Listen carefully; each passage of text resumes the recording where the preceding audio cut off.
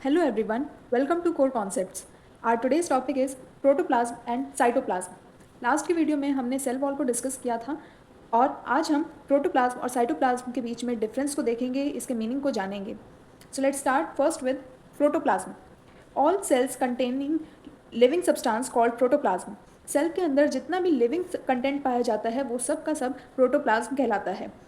It is typically a jelly like viscous and semi fluid substance. ये एक तरह का जेली और विस्कस और सेमी फ्लूइड तरह का सब्सटेंस होता है. मतलब ये गाढ़ा होता है, ज़्यादा डाइल्यूट नेचर का नहीं होता. ये लिक्विड फॉर्म में पाया जाता है सेल के अंदर. और ये किन किन को इंक्लूड करता है? Cytoplasm, nucleus. सेल के अंदर जो साइटोप्लाज्म पाया जाता है, न्यूक्लियस पाया जाता है और जो सेल ऑर्गेनेल्स पाए जाते हैं, इन सब के मिलाकर प्रोटोप्लाज्म बनता है. लेकिन इसमें सेल वॉल और कंटेंट्स ऑफ वैक्यूल इंक्लूड नहीं होते. मतलब वैक्यूल एक तरह का सेल ऑर्गेनेल होता है और वैक्यूल के अंदर जो भी कंपोनेंट्स पाए जाते हैं, जो भी कंटेंट उसके अंदर पाए जाते हैं, वो प्रोटोप्लाज्म में इंक्लूड नहीं होते. सिंपल भाषा में अगर हम समझें तो ये आपका एक सेल है और प्लांट सेल के केस में बाहर एक लेयर होती है सेल वॉल की. ये सेल वॉल है और ये जो अंदर वाली लेयर आप देख रहे हैं ये है सेल मेम्ब्रेन. और ये पूरी यूनिट आपकी सेल है.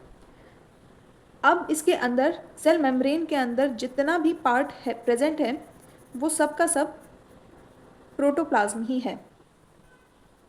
यानी इसके अंदर चाहे न्यूक्लियस प्रेजेंट हो या इसके अंदर ऑर्गेनेल्स प्रेजेंट हो, ये सब प्रोटोप्लाज्म के अंदर ही आते हैं. प्रोटोप्लाज्म में हम दो टर्म समझते हैं, साइटोप्लाज्म और न्यूक्लियोप्लाज्म.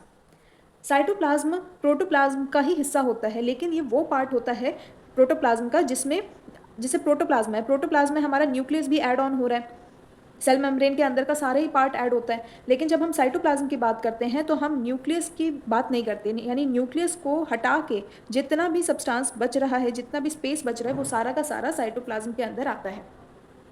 और न्यूक्लियोप्लाज्म, जैसा कि इसके नाम से ही समझ में आ रहा होगा, न्यूक्लियो यानी न्यूक्लियस के अंदर का liquid.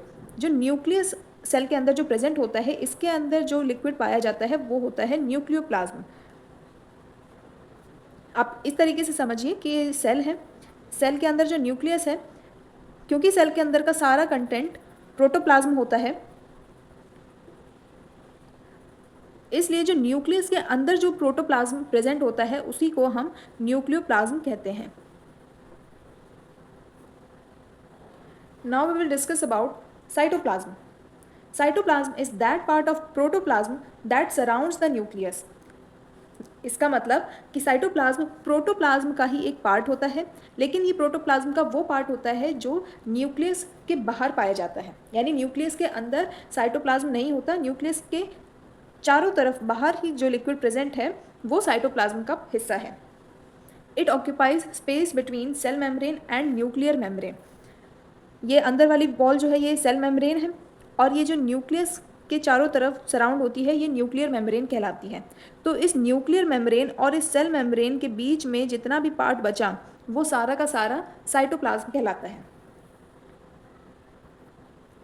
Chemically cytoplasm contains 90% water. मतलब ये जो लिक्विड है, ये जो फ्लूइड फॉर्म में साइटोप्लाज्म प्रेजेंट है, इसमें 90% वाटर ऐड होता है. इसमें 7% प्रोटीन्स भी पाए जाते हैं, कार्बोहाइड्रेट्स भी होते हैं, लिपिड्स होते हैं और 1% इनऑर्गेनिक मटीरियल, मिनरल, विटामिन और भी बहुत सारे मटीरियल्स इसमें प्रेजेंट होते हैं. साइटोप्लाज्म जब हम पढ़ते हैं तो हम इसमें मेनली दो टर्म्स को देखते हैं, एक तो साइटोसोल और एक सेल ऑर्गेनेल्स. साइटोसोल वो लिक्विड होता है जो साइटोप्लाज्म में पाया जाता है. ये एक सेल है, यानी ये सेल मेम्ब्रेन है और ये सेल वॉल है. इसके अंदर था nucleus.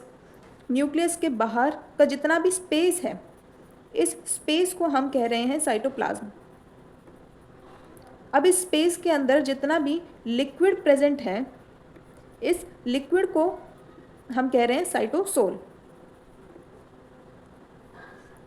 So cytosol is the soluble part of cytoplasm जिसमें 90% वाटर मिला होता है. ये फ्लूइड पार्ट होता है, लगभग ट्रांसपेरेंट होता है, जिसे हम साइटोसोल कहते हैं और साइटोप्लाज्मिक मैट्रिक्स भी हम कहते हैं इसे. दूसरा आता है सेल ऑर्गेनेल्स. सेल ऑर्गेनेल्स वो स्पेशलाइज्ड यूनिट्स होती हैं जो कि सेल के अंदर पाई जाती हैं, जो डिफरेंट फंक्शंस को परफॉर्म करने में हेल्प करती हैं, जैसे mitochondria, Golgi apparatus, endoplasmic reticulum, और भी बहुत सारे होते हैं, लाइजोसोम्स। इनके बारे में हम आगे वीडियो में डिस्कस करेंगे। अभी शॉर्ट में सेल ऑर्गेनल्स लिविंग पार्ट होते हैं सेल का, जो कि साइटोप्लाज्म के अंदर ही पाए जाते हैं। Now functions of cytoplasm. First, it helps in exchange of materials among cell organelles. यानी जो साइटोप्लाज्म होता है, जो जिसमें न्यूक्लियस इन्वॉल्व नहीं होता है, जिसमें न्यूक्लियस को हटा के जो स्पेस बचता है वो हमारा साइटोप्लाज्म होता है। तो ये मटेरियल को एक्सचेंज करने में हेल्प करता है। जैसे सेल ऑर्गेनल्स है, सेल ऑर्गेनल्स के अंदर कोई मटेरियल प्रोवाइड करना है या उसके अंदर से बाहर किसी मटेरियल को एग्जिट कराना है, तो वो सारा मटेरियल का एक्सचेंज का काम जो करता है वो साइटोप्लाज्म करता है। जैसे हमने सेल मेम्ब्रेन का रोल पढ़ा था, जो सेल मेम्ब्रेन का फंक्शन होता है वो बाहर, यानी सेल के बाहर जो चीज़ें प्रेजेंट है, मटेरियल प्रेजेंट है, उनका एक्सचेंज करने का काम सेल मेम्ब्रेन करता है। अब सेल ऑर्गेनल्स के बाहर या अंदर जो भी मटेरियल्स प्रेजेंट होते हैं उनका एक्सचेंज करने का काम साइटोप्लाज्म का होता है। Next, it acts as store house of raw materials for metabolism like amino acid, glucose, vitamin and ions. Cytoplasm को हम स्टोर हाउस की तरह मानते हैं कि जो मटेरियल्स होते हैं जैसे कि amino acid, glucose, vitamin, ions, इन सब का स्टोर हाउस साइटोप्लाज्म को कहा जाता है। यानी साइटोप्लाज्म के अंदर अमीनो एसिड प्रेजेंट होता है, ग्लूकोज होते हैं, विटामिन, आयंस, ये सारे के सारे मटेरियल्स प्रेजेंट होते हैं। किस लिए? मेटाबॉलिज्म के लिए, यानी फंक्शन, अपने सेल के फंक्शन को परफॉर्म करने के लिए ये सारे के सारे रॉ मटेरियल्स साइटोप्लाज्म के अंदर प्रेजेंट होते हैं। Third, it is the site of various metabolic processes inside the cell like glycolysis, synthesis of fatty acid and amino acid. यानी साइटोप्लाज्म वो पार्ट है सेल का जहाँ पे ग्लाइकोलिसिस परफॉर्म होता है। ग्लाइकोलिसिस मतलब ग्लाइको वर्ड हमारा ग्लूकोज से लिया गया है, और लिसिस का मतलब होता है ब्रेक करना, ब्रेक डाउन। तो यानी ग्लूकोज का ब्रेक डाउन करना ग्लाइकोलिसिस कहलाता है।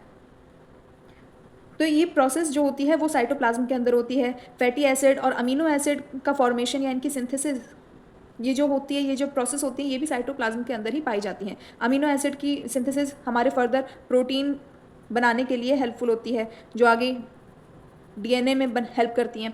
तो ये सारे के सारे जो फंक्शंस हैं ये साइटोप्लाज्म परफॉर्म करता है। आई होप आपको आज का वीडियो अच्छा लगे। वीडियो अच्छा लगे तो इसे लाइक करें, शेयर करें, सब्सक्राइब करें और बेल आइकन को प्रेस करें। Thank you.